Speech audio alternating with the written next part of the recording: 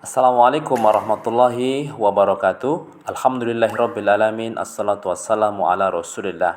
Kami saat ini akan menyampaikan tentang tanya jawab agama jilid 1 yang diterbitkan oleh Suara Muhammadiyah dan disusun oleh tim pimpinan Pusat Majelis Tarjih dan Tajdid pimpinan Pusat Muhammadiyah mengenai bagaimana sebenarnya sifat Rahman dan Rahim Allah Subhanahu wa taala.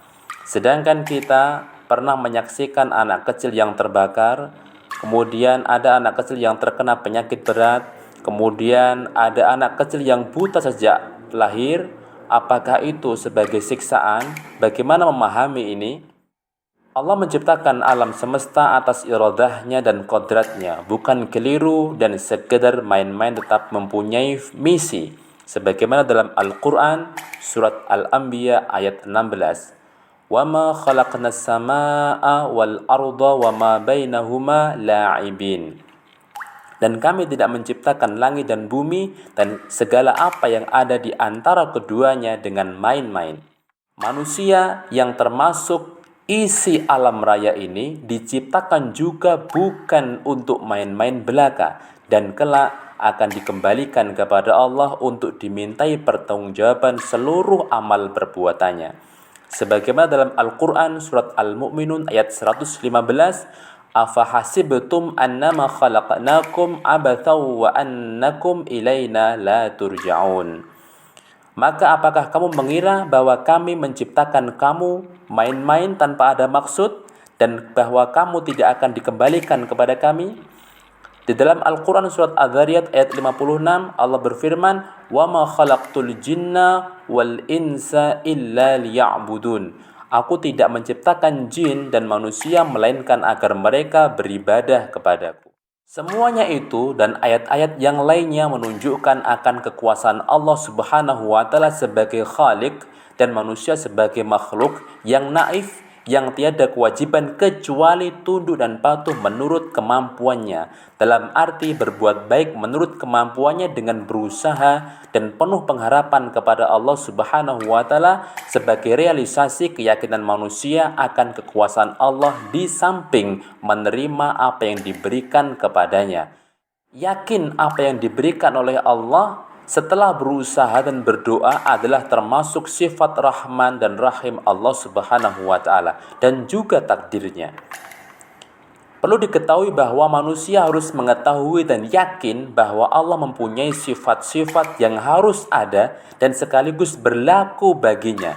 Di antara sifat-sifat itu adalah Rahman dan Rahim, dan sifat-sifat selainnya sebagaimana terdapat dalam Al-Quran surah Al-Hasyr ayat 22 dan 23. A'udzubillahi minasyaitonirrajim. Huwallahu alladzi la ilaha illahu alimul ghaibi wasyahadah huwar rahmanur rahim.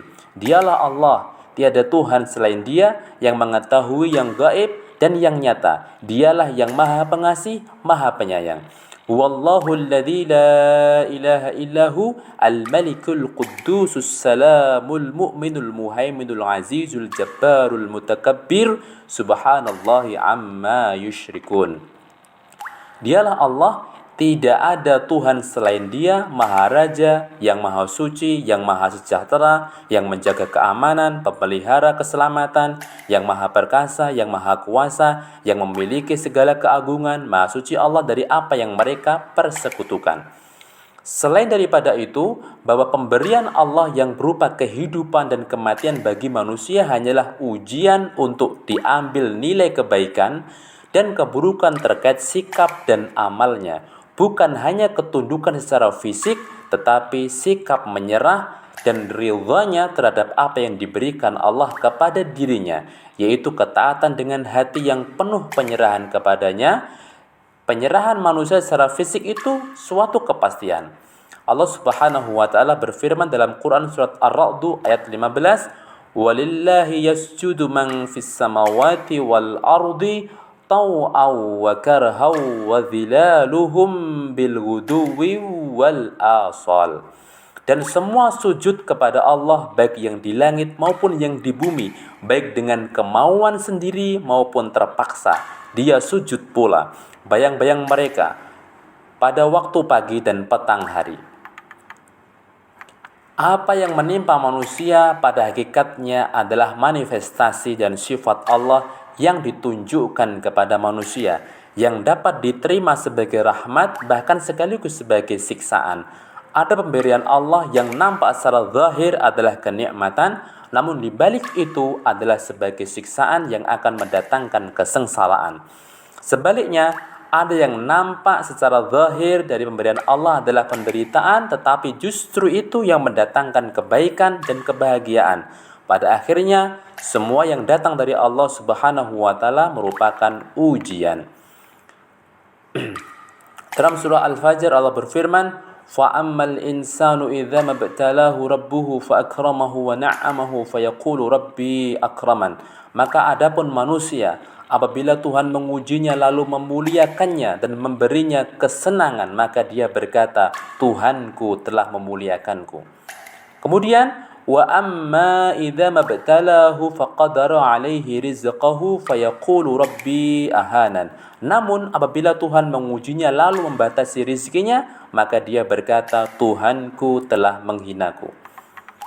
Semua pemberian dari Allah Subhanahu wa taala kepada manusia merupakan kebijaksanaan Allah dalam rangka pelaksanaan Rahman dan Rahim Allah, serta sifat-sifat yang lainnya untuk diterima oleh manusia secara baik. Maksudnya, pemberian yang menyenangkan harus disyukuri, sedangkan pemberian yang menyusahkan harus dijadikan sarana peringatan untuk lebih dapat meningkatkan amalnya agar lebih baik lagi. Di samping itu juga sebagai sarana dorongan agar dapat berusaha lebih baik lagi dengan penuh kesabaran dan tawakal kepada Allah Subhanahu wa taala. Tawakal bukan berarti menyerah pada keadaan, namun tetap harus berusaha dengan sungguh-sungguh, yaitu dengan mencari sebab-sebabnya, sedangkan suasana hatinya tetap bertawakal, tetap bergantung kepada Allah Subhanahu wa taala. Keadaan seperti itu yang akan dinilai, dan semuanya itu dalam rangka beribadah dalam kecakupan yang luas. Banyak hadis yang menjelaskan hal ini, antara lain riwayat Bukhari dan Muslim dan Anas bin Malik yang artinya, saya mendengar Rasulullah SAW bersabda, sesungguhnya Allah telah berfirman, kalau ku coba hambaku dengan membutakan kedua matanya, ia bersabar, pastilah aku ganti kedua matanya itu dengan surga. Demikian termasuk Rahman dan Rahim Allah Subhanahu wa taala. Dan barangkali kalau Allah memberi penyakit kepada manusia sedangkan belum juga ditemukan obatnya, itu juga termasuk Rahman dan Rahim Allah bagi umat manusia. Di samping qadrat dan iradatnya serta sifat maha kuasa dan bijaksananya, segala pemberian itu pada hakikatnya bukan ditujukan kepada perorangannya, tetapi kepada umat manusia secara keseluruhan. Walaupun juga ada pula yang ditujukan kepada perorangan secara khusus bagi yang memohon untuk dikabulkan atau ditolak dalam rangka Rahman dan Rahim Allah Subhanahu wa taala. Allah yang lebih tahu untuk kepentingan manusia, untuk kebaikan dunia dan akhiratnya. Sebagai contoh, untuk memudahkan pemahaman, barangkali kita dapat menyatakan bahwa orang tua itu tidak sayang kepada anaknya kalau terhadap anaknya yang masih belum cukup umur tetap dibelikan kendaraan bermotor, yang tentu akan mendatangkan mara bahaya bagi anak itu ketika di jalan raya. Wallahu a'lam bishawab.